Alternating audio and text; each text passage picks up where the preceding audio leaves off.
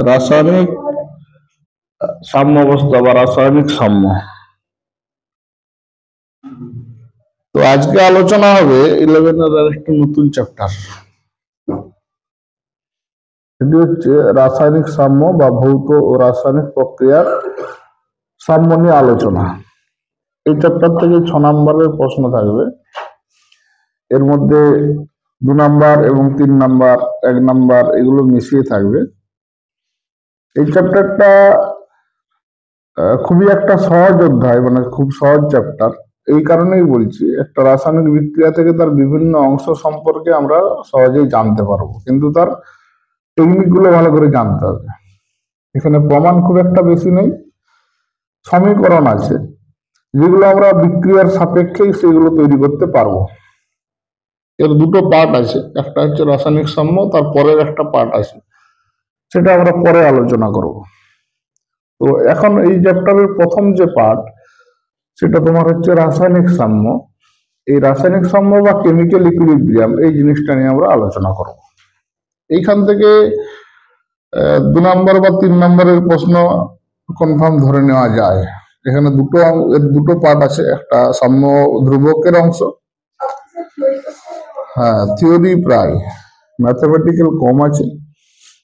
এরপরে একটা প্রিন্সিপাল আছে, লা সাটেলিয়ার প্রিন্সিপাল, যেটা থেকে তোমার প্রশ্ন থাকেই প্রতিবারই থাকে। তো এই চ্যাপ্টারে প্রশ্ন করতে গেলে তোমাকে টেকনিক গুলো জানতে হবে।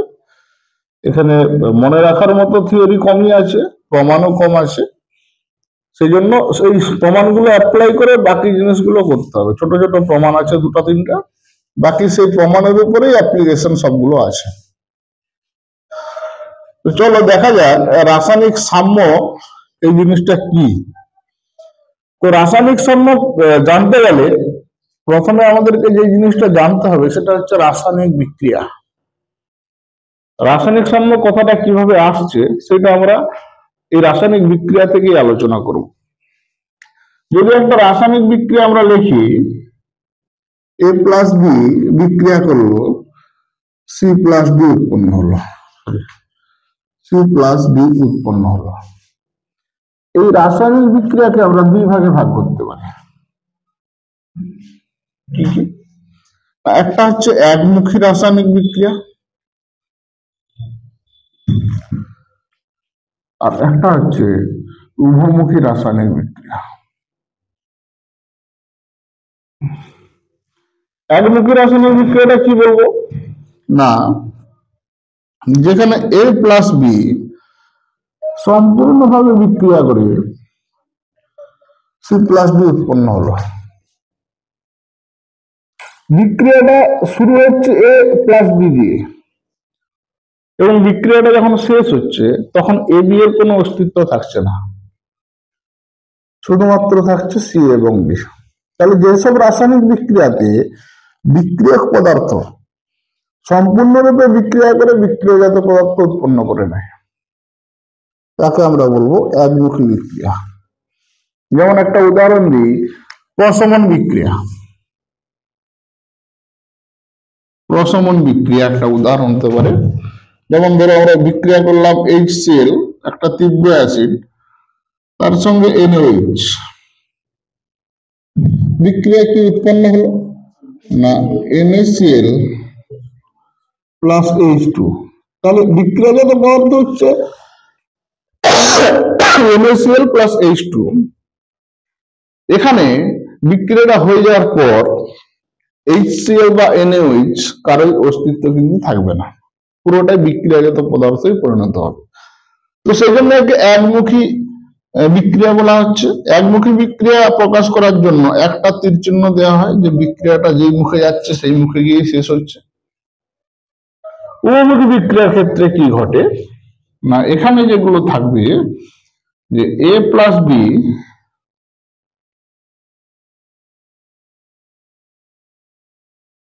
সি প্লাস ডি উৎপন্ন করলো, কিন্তু এখানে বিক্রিয়ক পদার্থ আংশিক ভাবে বিক্রিয়া করে সি প্লাস ডি উৎপন্ন করবে। তাহলে বিক্রিয়া যখন শুরু হলো তখন শুধু এ প্লাস বি ছিল বা বিক্রিয়ক পদার্থ ছিল, বিক্রিয়াটা শুরু হওয়ার পর আস্তে আস্তে এ প্লাস বি কমতে থাকলো আর সি প্লাস ডি বাড়তে থাকলো। কি বললাম বোঝা গেল? একটা সময় পরে দেখা যাবে যে সি প্লাস ডি নিজেদের মধ্যে বিক্রিয়া করে আবার এ প্লাস বি উৎপন্ন করছে। তাহলে এই বিক্রিয়ার দুটো অভিমুখ আছে। এ প্লাস বি বিক্রিয়া করে সি প্লাস ডি উৎপন্ন হচ্ছে, সি প্লাস ডি কিছুটা উৎপন্ন হয়ে যাওয়ার পর সি প্লাস ডি আবার বিক্রিয়া করে এ প্লাস বি উৎপন্ন করছে। তাহলে বিক্রিয়াটা উভয় মুখে ঘটছে। কি বললাম বোঝা গেছে? এই বিক্রিয়াটাকে বলা হচ্ছে উভমুখী রাসায়নিক বিক্রিয়া। এই উভমুখী রাসায়নিক বিক্রিয়া সম্পর্কে আমাদেরকে জানতে হবে, একমুখীটা আমরা অতটা ডিটেলসে যাব না। তাহলে উভমুখী রাসায়নিক বিক্রিয়া দেখো যে তার দুটি অভিমুখ থাকবে।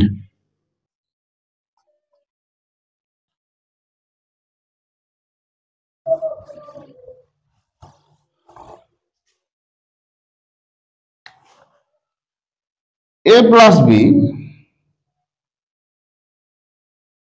প্রথমে উৎপন্ন হলো কিছু সি প্লাস ডি, এটা আবার বিপরীত মুখে বিক্রিয়া করে উৎপন্ন করলো এ প্লাস। তাহলে এই বিক্রিয়াটা একটা লিখছি, কিন্তু এই বিক্রিয়ার দুটো ভাগ দেখো। একটা ভাগ কি না, এ প্লাস বি বিক্রিয়া করে সি প্লাস ডি উৎপন্ন করছে, এটা একটা ভাগ। আরেকটা ভাগ হচ্ছে সি প্লাস ডি বিক্রিয়া করে এ প্লাস বি উৎপন্ন করছে, একটা ভাগ। বিক্রিয়াটা প্রথমে শুরু হয়েছিল বাঁ দিক থেকে, তাহলে এই প্রথমে রিয়েক্ট্যান্ট ছিল এইগুলো, বা বিকারক ছিল এইগুলো, বিক্রিয়ক ছিল এইগুলো রিয়েক্ট্যান্ট, আর এটা হচ্ছে তোমার প্রোডাক্ট বা বিক্রিয়াজাত পদার্থ। দ্বিতীয় বিক্রিয়ার ক্ষেত্রে কি হচ্ছে না, উল্টো হচ্ছে, এটা হচ্ছে রিয়েক্ট্যান্ট বা বিক্রিয়ক, এটা হচ্ছে প্রোডাক্ট। ঠিক আছে? প্রথমে যে বিক্রিয়াটা শুরু হয়েছিল, যেখান থেকে বিক্রিয়া শুরু হয়েছিল, সেই বিক্রিয়াকে যদি প্রাথমিক বিক্রিয়া ধরি, এ থেকে এ বি থেকে সিডি উৎপন্ন হয়েছে, এই বিক্রিয়াটাকে তখন আমরা বলবো সম্মুখ বিক্রিয়া, সম্মুখ বিক্রিয়া বা ফরওয়ার্ড রিঅ্যাকশন।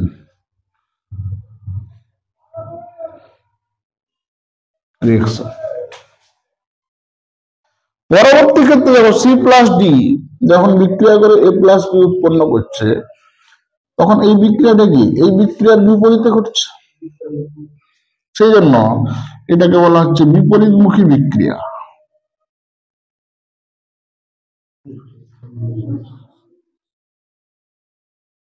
বিক্রিয়া বা এটা আমরা বলবো ব্যাকওয়ার্ড রিঅ্যাকশন।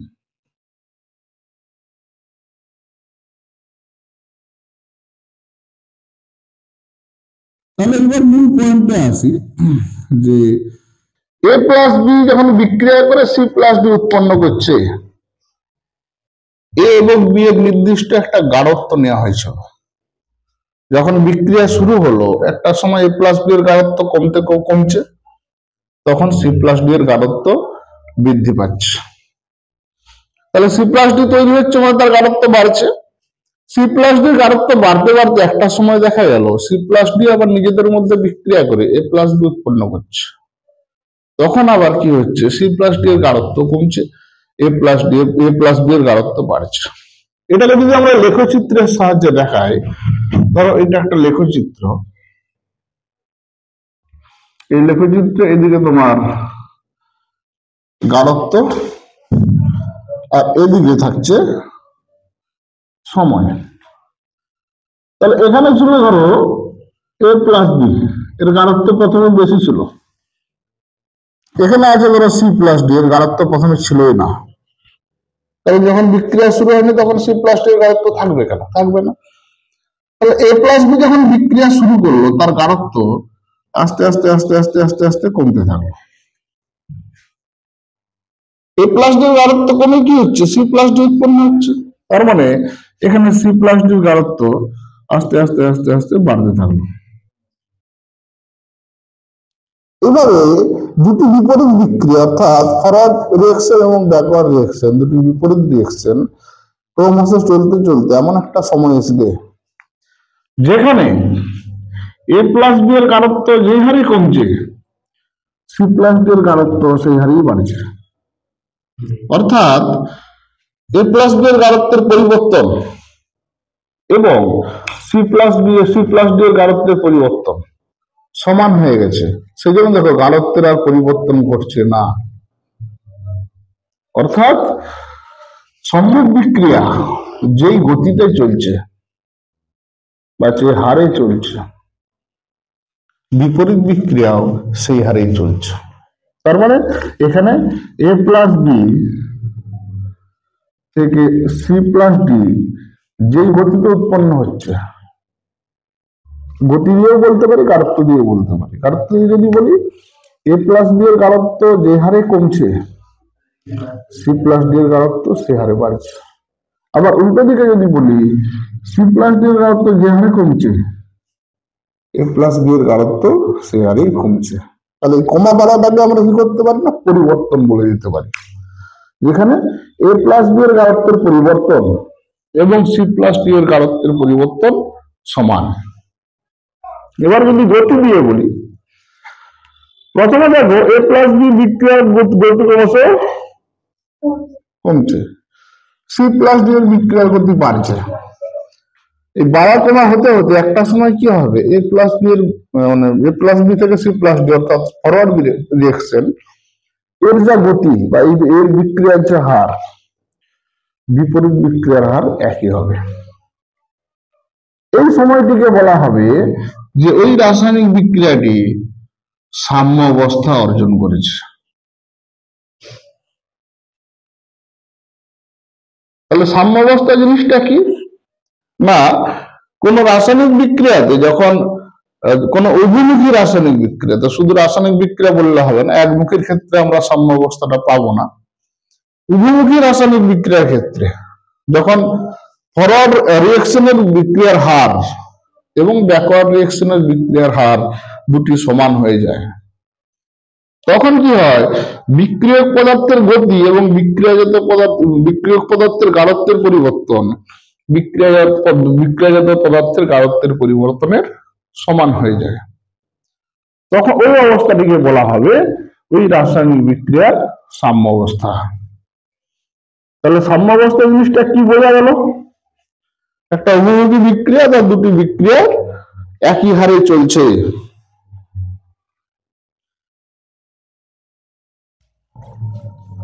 এই সাম্য অবস্থার কিছু বৈশিষ্ট্য আছে, এই বৈশিষ্ট্যগুলো দেখো।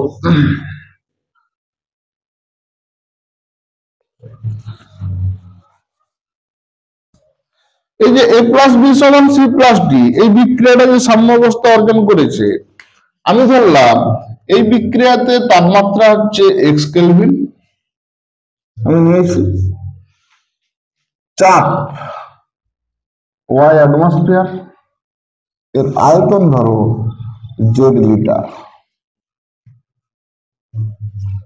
তাহলে চাপ, তাপমাত্রা এবং আয়তন একটি নির্দিষ্ট পরিমাণে রাখা আছে। এই যে তিনটি প্যারামিটার তাপমাত্রা, চাপ, আয়তন, এইগুলিকে বলা হয় রাসায়নিক বিক্রিয়ার বাহ্যিক অবস্থা বা বাহ্যিক শর্ত। এর সঙ্গে আরেকটা কি আছে না, গাঢ়ত্ব। গাঢ়ত্ব তো আমি একটা নিয়েছি, যে কোনো ধর আমি ধরলাম এ গাঢ়ত্বে এ নিলাম, নির্দিষ্ট গাঢ়ত্বে আছে, এ প্লাস বি এর গাঢ়ত্ব আমি নিয়েছি। এইগুলিকে বলা হয় বাহ্যিক শর্ত রিঅ্যাকশনের। একটি নির্দিষ্ট উষ্ণতা, নির্দিষ্ট চাপ এবং নির্দিষ্ট আয়তনে যদি আমি এই বিক্রিয়াটাকে রাখি, এই বিক্রিয়াটা সবসময় সাম্য অবস্থায় থাকবে। একবার যদি রাসায়নিক সাম্য অবস্থা তৈরি হয়ে যায়, বিক্রিয়ার শর্ত যদি ফিক্সড থাকে, অপরিবর্তিত থাকে, তাহলে সেই বিক্রিয়ার সাম্য অবস্থা ভাঙে না। কখন ভাঙবে, এই যে বাহ্যিক শর্ত, এগুলো কোনো একটা পরিবর্তন করে দাও, তাহলে কি হবে না, এই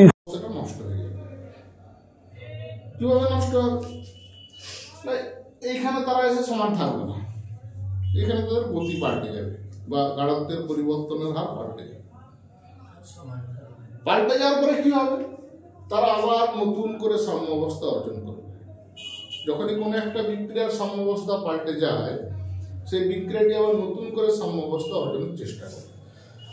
আমি ধরেছিলাম এখানে সাম্যাবস্থা ছিল এই কন্ডিশনে, যদি আমি তাপমাত্রা পাল্টে দিই তাহলে বিক্রিয়াটা সাম্যাবস্থা পাল্টে গেল।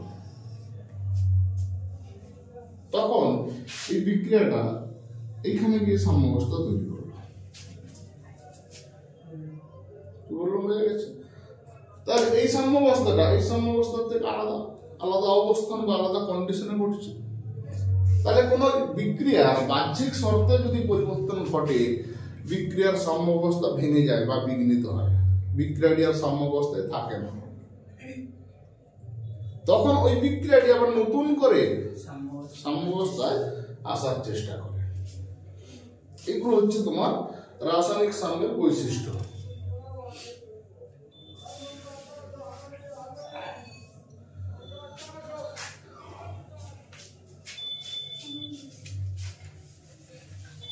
রাসায়নিক সাম্যে একটা জিনিস আমি দেখলাম যে বিক্রিয়ক পদার্থ এবং বিক্রিয়াজাত পদার্থ এদের গাঢ়ত্বের পরিবর্তনের হার একই রকম থাকছে, তাই তো? গাঢ়ত্বের পরিবর্তন একই রকম থাকছে। এই যে গাঢ়ত্ব,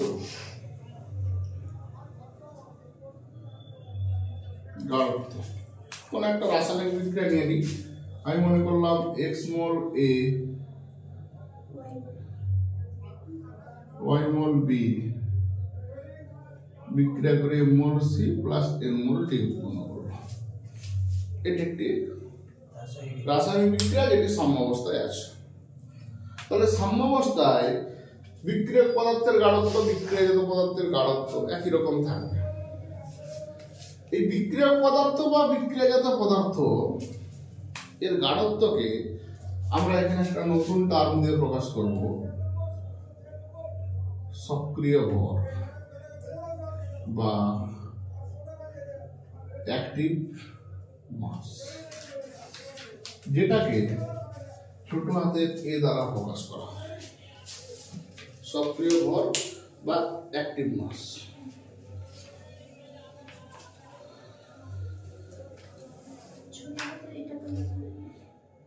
এই সক্রিয় ভর বিভিন্ন রকমের হয়। এই গাঢ়ত্ব বা সক্রিয় ভরকে আমরা সাধারণভাবে কি করে প্রকাশ করব দেখো, যেমন এর এ বিক্রিয়ক পদার্থ, এর সক্রিয় ভরকে আমরা কিভাবে প্রকাশ করব দেখো, ছোট হাতের এ কার জন্য না এর জন্য। এর মোল কত আছে x, তাহলে তার পাওয়ার হবে x। বি এর ক্ষেত্রে যদি আমরা প্রকাশ করি এ কার জন্য না বি এর জন্য, তার পাওয়ার হচ্ছে y। এগুলোকে আমরা ঘাত বলবো, এ সি তার পাওয়ার m, এ ডি তার পাওয়ার n। এইভাবে কোন বিক্রিয়ক এবং বিক্রিয়াজাত পদার্থের সক্রিয় ভরকে আমরা প্রকাশ করতে পারি। এই সক্রিয় ভর জিনিসটা কি না গ্রাম অণু পার লিটার। এই গ্রাম অণু পার লিটার, এই সক্রিয় ভর বিভিন্ন ক্ষেত্রে বিভিন্ন রকম হতে পারে, সেটা বিক্রিয়ক বা বিক্রিয়াজাত পদার্থের গাঢ়ত্বের উপর নির্ভর করবে। যদি এই সক্রিয় ভরকে আমি বা বিক্রিয়ক বিক্রিয়াজাত পদার্থের গাঢ়ত্বকে আমি মোলার গাঢ়ত্ব দিয়ে প্রকাশ করি, মোলার কনসেন্ট্রেশন বা মোলার গাঢ়ত্ব, যেটা আমরা এরকম বলতে থাকি মোল পার লিটার, তাই তো মোল পার লিটার। তাহলে গাঢ়ত্বকে আমি গ্রাম অণু পার লিটার না লিখে মোল পার লিটার লিখতে পারি। তখন এই যে সক্রিয় ভর যাকে আমরা এ দিয়ে প্রকাশ করেছিলাম, এই এটা পাল্টে হয়ে যাবে সি, কনসেন্ট্রেশন। এই সিটাকে অনেক সময় এরকম ভাবে লেখা যায় থার্ড ব্র্যাকেট। এই থার্ড ব্র্যাকেট বা সি এটা মানেই বোঝাচ্ছে যেখানে মোলার গাঢ়ত্ব বোঝানো আছে। এটা আমরা কখন প্রকাশ করব? কোন বিক্রিয়ার ক্ষেত্রে, যখন বিক্রিয়ক এবং বিক্রিয়াজাত পদার্থ হচ্ছে তরল, তাদের ক্ষেত্রে সক্রিয় ভর হয়ে যাবে মোলার গাঢ়ত্ব বা মোল পার লিটার।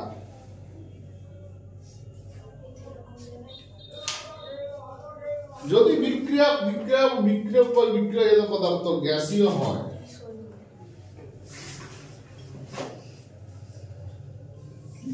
হয়,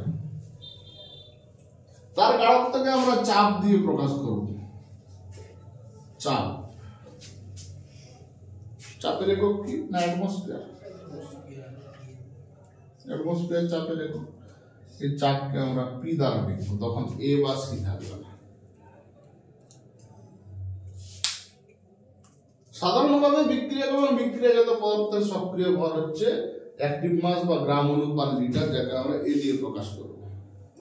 কিন্তু যদি তরল হয়, তরলের ক্ষেত্রে আমরা মোলার গাঢ়ত্ব দিয়ে প্রকাশ করব। যদি গ্যাস হয়, তার ক্ষেত্রে আমরা চাপ দিয়ে প্রকাশ করব। এছাড়াও আরো একটি গাঢ়ত্ব আমরা প্রকাশ করতে পারি, সেটা হচ্ছে মোল ভগ্নাংশ, যার কোনো একক নেই। মোল ভগ্নাংশ এটা দিয়েও প্রকাশ করতে পারি। যখন বিক্রিয়ক এবং বিক্রিয়াজাত পদার্থের গাঢ়ত্বকে আমরা মোল ভগ্নাংশ দিয়ে প্রকাশ করব, তখন আমরা এখানে এ বা এখানে লিখবো এক্স। তাহলে কখন এ লিখবো, কখন সি লিখবো, কখন পি লিখবো, কখন এক্স লিখবো, এই চারটা ক্ষেত্র আমাদেরকে বুঝতে হবে। জেনারেলি এ লেখা হয়, সেটা থেকে মোলার গাঢ়ত্ব এলে সি হবে, চাপ হলে পি হবে, আর মোল ভগ্নাংশে প্রকাশ করলে এক্স হবে। কি বললাম, বোঝা গেছে? তাহলে এর জায়গাতে আমরা এগুলো রিপ্লেস করতে পারি।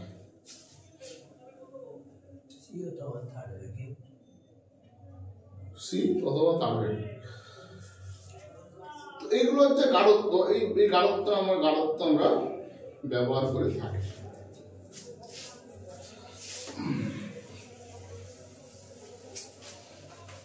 এখানে একটা টার্ম আমরা বললাম বিক্রিয়ার হার বা বিক্রিয়ার গতি, তাই তো? বিক্রিয়ার হার বা গতি বলতে আমরা এখানে কি বোঝাবো? এই একটা বিক্রিয়া যদি আমি দেখি, এই বিক্রিয়াটাই থাকলো। এই বিক্রিয়ার ক্ষেত্রে যে টার্মটা আমরা ব্যবহার করলাম, বিক্রিয়ার হার, বা এটাকে এরকম ভাবে লেখা যায় বিক্রিয়ার গতি।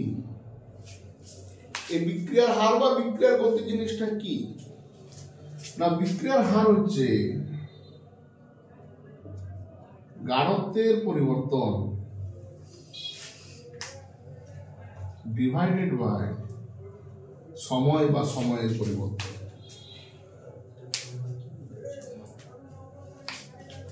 বিক্রিয়ার হারকে আমরা সাধারণত ছোট হাতের আর দিয়ে প্রকাশ করে থাকি।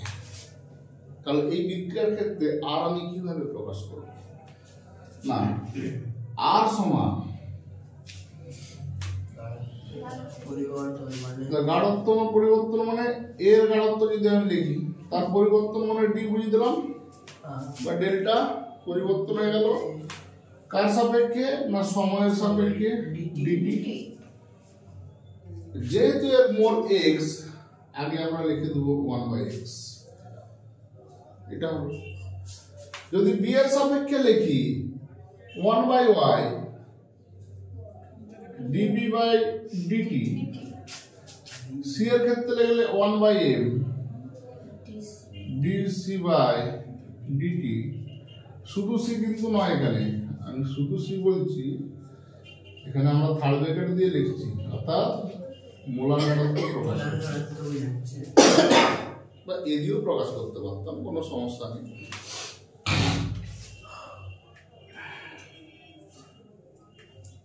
এই সবগুলোই সমান, যে কোনো একটার ক্ষেত্রে আমরা প্রকাশ করতে পারি। এরপর এখানে দেখতে হবে যে বিক্রিয়ার হার যখন প্রকাশ করছে, সেই বিক্রিয়াতে কার গাঢ়ত্ব কমছে, কার গাঢ়ত্ব বাড়ছে। যদি বিক্রিয়ক পদার্থ আমরা ধরি এবি, এর গাঢ়ত্ব প্রথমে কমবে, তাহলে বিক্রিয়ার হারে এর আগে আমরা নেগেটিভ চিহ্ন বসাবো, এর আগে নেগেটিভ চিহ্ন বসাবো। যাদের গাঢ়ত্ব বৃদ্ধি পাবে তৈরি হচ্ছে সিডি, তাহলে এর আগে আমরা পজিটিভ বসাবো। তাহলে বিক্রিয়ার হার জিনিসটা কি, যে কোনো পদার্থের গাঢ়ত্বের পরিবর্তন বা সমান, তার মানে যদি মোল থাকে সেটা দেখতে হবে, মোলটাকে 1/, করে দিলে হবে, এবং দেখতে হবে তার গাঢ়ত্ব কমছে না বাড়ছে। বিক্রিয়ার হার বা বিক্রিয়ার গতি বলতে আমরা এটাকেই বুঝি।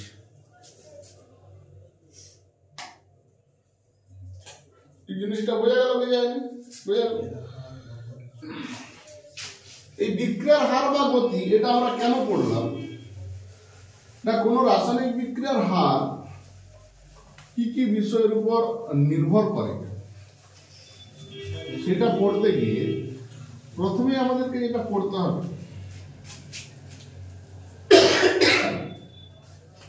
সেটা হচ্ছে ভরক্রিয়া সূত্র। ভরক্রিয়া সূত্র বা ল অফ মাস অ্যাকশন, ভরক্রিয়া সূত্র। এই ভরক্রিয়া সূত্রে কি বলা আছে না, যে কোনো রাসায়নিক বিক্রিয়ার হার ওই রাসায়নিক বিক্রিয়ার বিক্রিয়ক পদার্থের গাঢ়ত্বের সাথে সমানুপাতিক।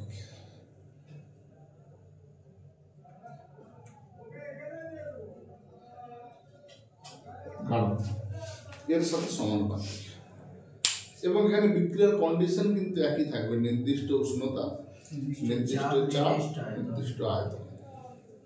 আয়তনের ক্ষেত্রে যদিও হয়, কিন্তু নির্দিষ্ট চাপ উষ্ণতাটা আমাকে বলতেই হবে।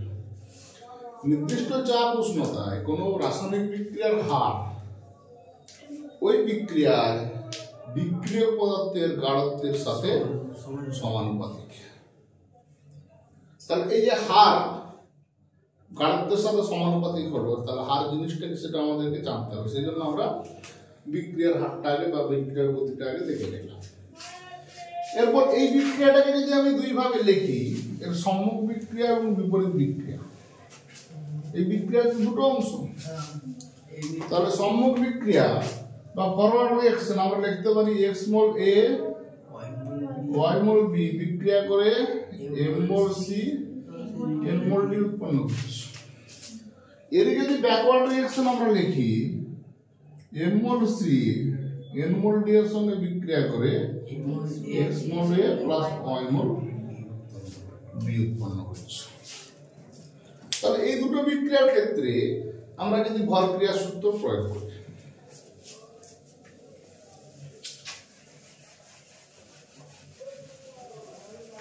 তাহলে ভরক্রিয়া সূত্রটা কি বোঝা গেল জিনিসটা। এবার আমরা দেখব ভরক্রিয়া সূত্র থেকে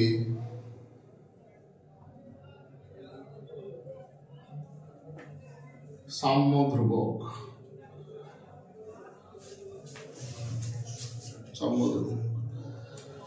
তাহলে ভরক্রিয়া এই ফরওয়ার্ড, এটা ফরওয়ার্ড রিঅ্যাকশন। ভরক্রিয়া সূত্র অনুসারে ফরওয়ার্ড রিঅ্যাকশনের হার আর এফ কি হবে না সমানুপাত হবে, তার সঙ্গে না বিক্রিয়ক পদার্থের গাঢ়ত্ব। এখানে বিক্রিয়ক পদার্থ কি এ এবং বি, এদের মোল যেহেতু এক্স আছে, এটাকে পাওয়ারে তুলে হবে, এক্স যত মোল আছে সেটা ধর গাঢ়ত্বের পাওয়ারে থাকবে। এটাকে যদি আমি সমান দিই, তাহলে আর এফ সমান কে এফ লিখতে পারি। কে হচ্ছে সাম্য ধ্রুবক, কার ক্ষেত্রে না সম্মুখ বিক্রিয়ার ক্ষেত্রে বা ফরওয়ার্ড রিঅ্যাকশনের ক্ষেত্রে। তাহলে আমরা এটা লিখতে পারি এভাবে A X B whole to the power Y. কতদূর বোঝা গেল? যদি ব্যাকওয়ার্ড রিঅ্যাকশনের হারকে আমরা আর বি দিয়ে প্রকাশ করি, তাহলে এটা সমানুপাত কার সঙ্গে হবে না এখানে বিক্রিয়ক পদার্থ আছে সি আর ডি, সি এর পাওয়ার এম হবে কারণ সি এর মূল এন আছে, ডি এর পাওয়ার এম হবে। তাহলে এটাকে যদি সমানুপাত থেকে সমান চিহ্ন করি বা আর বি সমান K B C D M N, এটা আমরা লিখতে পারবো, লেখা যাবে। এরপর দেখো সাম্য অবস্থা, বিক্রিয়া যখন সাম্য অবস্থায় থাকবে, সাম্য অবস্থায় কি হবে, আর এফ সমান আর বি, সম্মুখ বিক্রিয়ার হার বিপরীত বিক্রিয়ার হার সমান হবে। তাহলে এখান থেকে এটা যদি আমি 1 নম্বর দিই, এটা যদি 2 নম্বর দিই, তাহলে 1 2 তো সমান হবে। অতএব আমরা লিখতে পারি kf into a to the power x b to the power y সমান kb into c to the power m d to the power n। এবার এখান থেকে যদি আমরা লিখি k by kb সমান কি হবে না c to the power m d to the power n divided by a to the power x concentration of b তার পাওয়ারে 1 দেখতে পারি। এটা লেখা যাবে তো, এটাকে শুধু ভাগ দিয়ে দেবো আর কিছু করে। এই যে দুটো kf এবং kb এটা তো দুটো ধ্রুবক, তাই তো? এই দুটো ধ্রুবকের অনুপাতকে যদি আমরা এখানে একটা অনুপাত দিয়ে প্রকাশ করি k ইকুইলিব্রিয়াম বা k, এই অনুপাতটাকে আমরা একটাই ধ্রুবক দিয়ে প্রকাশ করব। এই দুটো যেহেতু অনুপাত, ধ্রুবকের অনুপাত, তাহলে এই অনুপাতটাকে একটা ধ্রুবক দিয়ে প্রকাশ করলাম k, তার মান কি হবে না c to the power m concentration of d তার পাওয়ারে n concentration of a তার পাওয়ারে x concentration of b তার পাওয়ারে y। এই সমীকরণটা আমরা লিখতে পারি। এই যে ধ্রুবকের অনুপাতকে একটা ধ্রুবক দিয়ে প্রকাশ করব k ইকুইলিব্রিয়াম, এই ধ্রুবকের নাম হলো সাম্য ধ্রুবক।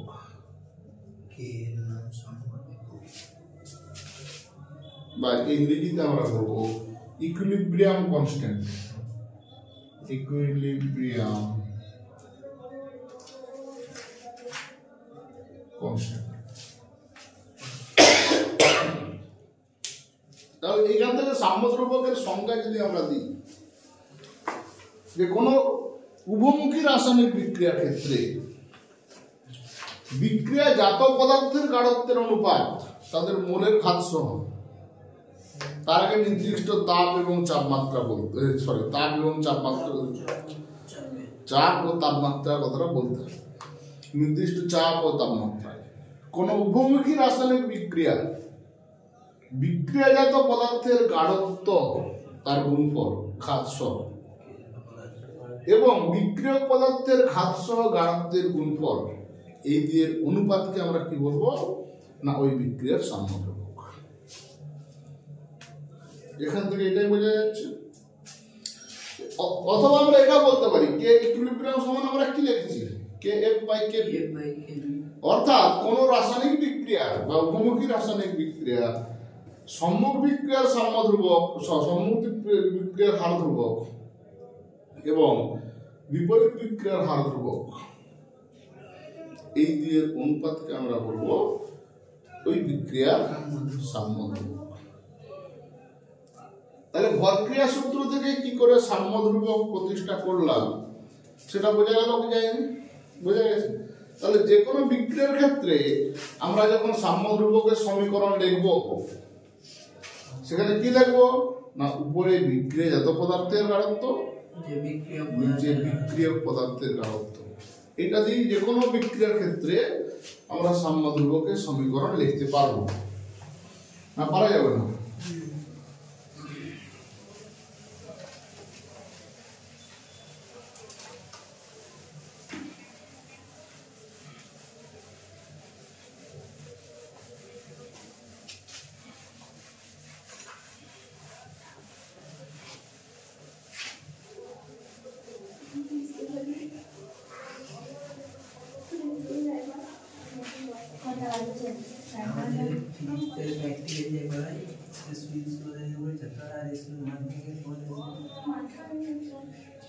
ও আচ্ছা তারপরে 7:30 বেজে গেছে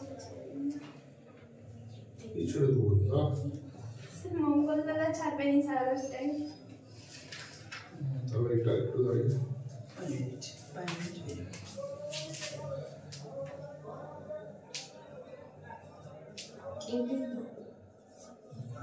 গাঢ়ত্বের উপর নির্ভর করে সাম্যদ্রব্যকে আমরা কি ভাবে প্রকাশ করতে পারি।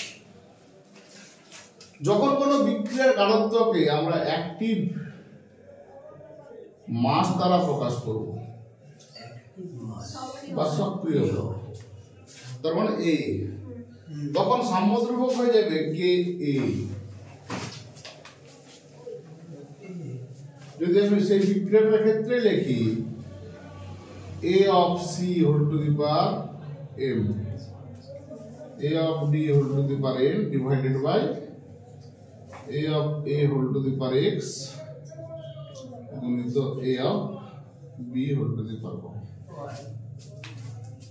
বিক্রিয়াটা লিখছে না, খাতায় লেখা আছে। সক্রিয় ভরের ক্ষেত্রে সাম্যদ্রব্যক হয়ে যাবে কে এ।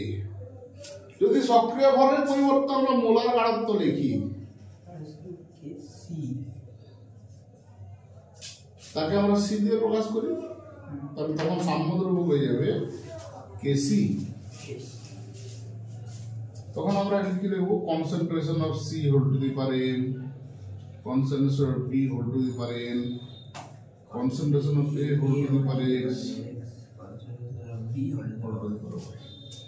আচ্ছা থার্ড ব্র্যাকেটে করলে কি থার্ড ব্র্যাকেটে হয়ে যাবে?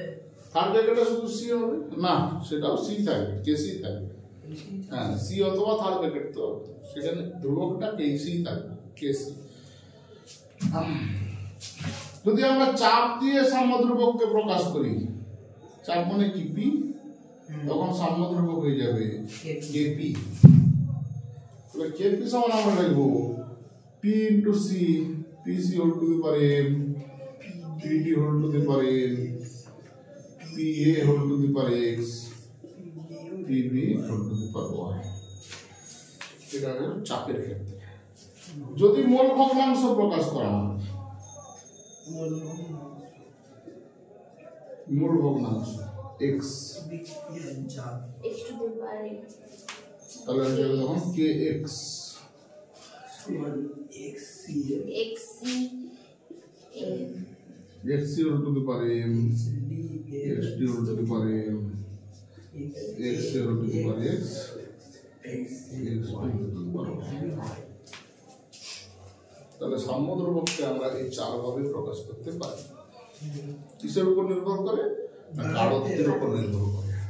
বিক্রিয়ক এবং বিক্রিয়াজাত পদার্থের গাঢ়ত্ব কি দিয়ে প্রকাশ করা হয়, অর্থাৎ কোন অবস্থায় আছে বিক্রিয়ক পদার্থ, বিক্রিয়ক বা বিক্রিয়াজাত পদার্থ, তার উপর নির্ভর করে। এটাই থাক, সম্পর্কগুলো আগে করে দিলে হতো।